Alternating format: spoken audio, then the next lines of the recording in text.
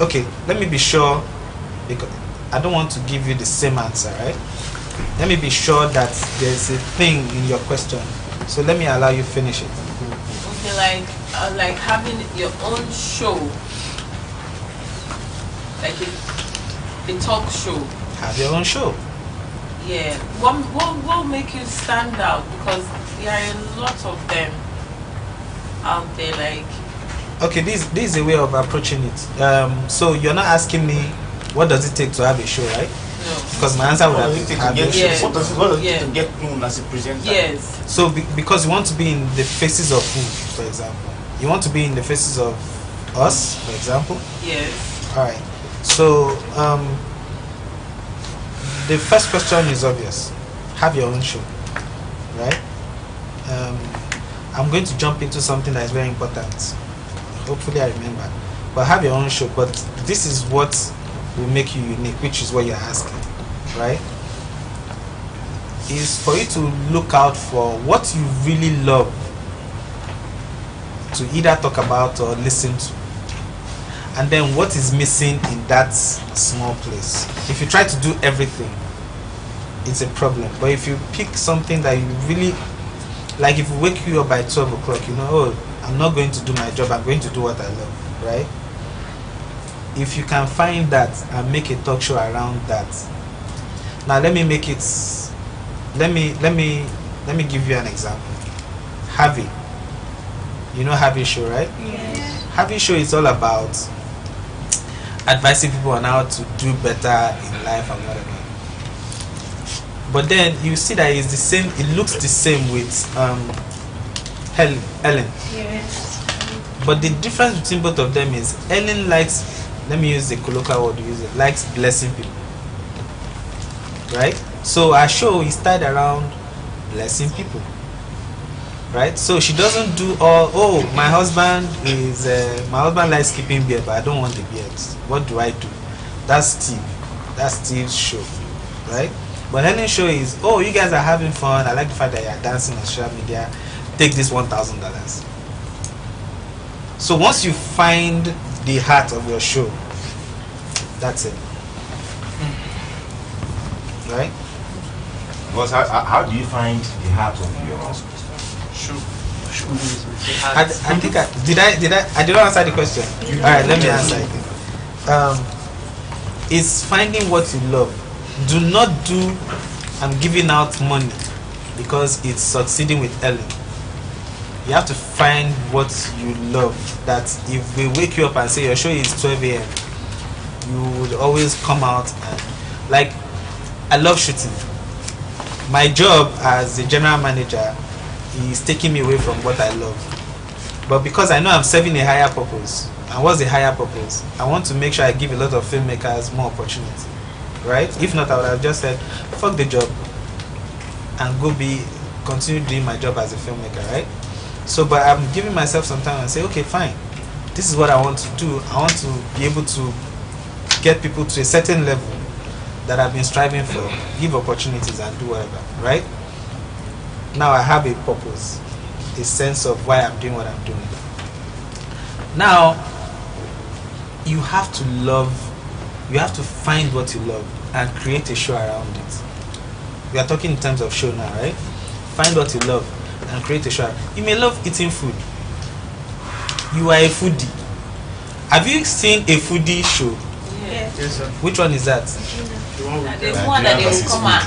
No, not a BBC. They are Nigeria cooking. versus food. No, this one is. Oh, man versus food, right? No, Nigeria versus food. Nigeria. Oh, you see, that was a very unique show, right? Yeah. They just take some money, buy lots of food, right, Yeah. and bring two popular people. You see how that works, right?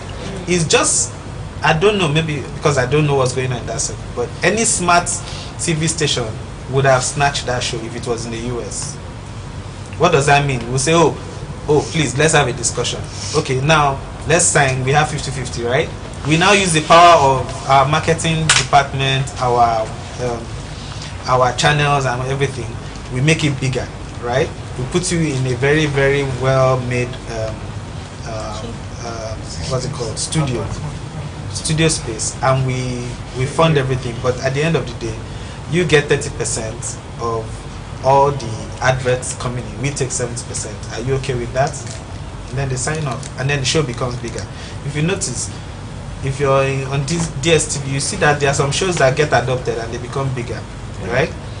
One of the smartest thing, Wild and Out. Who sees Wild and Out? Yes. One of the smartest thing this guy did was Nick Cannon was to make sure that the show stays its own, even though he's taking like 50% of the show, but the show is still named after him. So at this season, after like 5th season, they had to renegotiate and say my name has to be. It is not. It's no more MTV Wild and Out. It's Nick Cannon's Wild and Out, whatever, right? But because MTV is now part of it, it was now bigger, right? They got to a bigger studio. They did things bigger. They were able to host people for a long time, and it's a very beautiful show. But it started as a Nick Cannon's idea that he likes the fact that he will call you out and he will yab you. So he made a show out of that. So if it is eating, for example, now it may be like we have this idea of two people come, they eat to their heart content. No, maybe your own is to sample foods you've never eaten before, and you have people cook and bring it to the show, and that's what your show is about. You have a show. Sir, when you are to personify a character as an actor, what are those things that you need to put at the back of your mind that will help you to interpret the real world? Jesus, this is big. Are you sure we can do this? I can do it all day, right? I do it for fun, but I just feel it's big here. And what do you think? Should we do this? Okay, let me compress it. Just a little. Let me compress it. How do I compress it? Thank you, sir. By highlighting the important thing. No, one is research, Okay, sir. right? So you're either researching. There are two types of characters an actor will always work on. The one that we know, which is you're playing somebody we know, or the one that doesn't exist. So you're playing somebody that does not exist, right? Now you have to research both of them, right? What will help you research is if you've read the script. There are some things, especially when it's written by somebody who is brilliant and not somebody who's just writing for a week around. There are things the person will say will create a certain personality. You have to make notes, right? Now, it is this thing that these people are saying that gives you an insight into who this kind of person is. Now you have the character, what the character wants in the movie, what is standing in the character's way, right? How does the character negotiate these things to get what he wants? All these, those are the big ones now.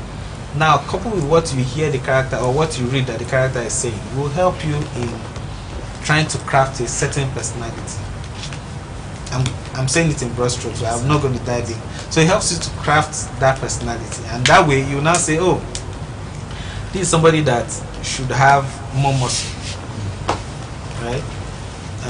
Or this is somebody that has to lose weight and be very lanky, because in this movie now, everybody is always getting their way over him. Whenever he wants to say something, it doesn't make sense because nobody is really listening or respecting him. So how do you physically make yourself look that way? So you have to lose weight, you have to talk in a certain low tone, you have to, you don't look directly at your fellow character. So you're talking always looking down. You're crafting a character based on what you've read, right? Another way of doing it, which is the wrong way, is to just read the script and say the lines, and that's what a lot of us have been doing. Thank you so much, sir. Because Thanks, sir. you said we have to. Okay, let me put it this way. As an upcoming, Yeah. I don't know what that means, but yeah. You already have a picture of the roles you want to play in your head. Yeah.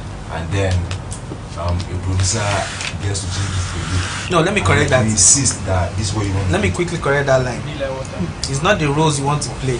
You want to be able to take different roles, or different characters.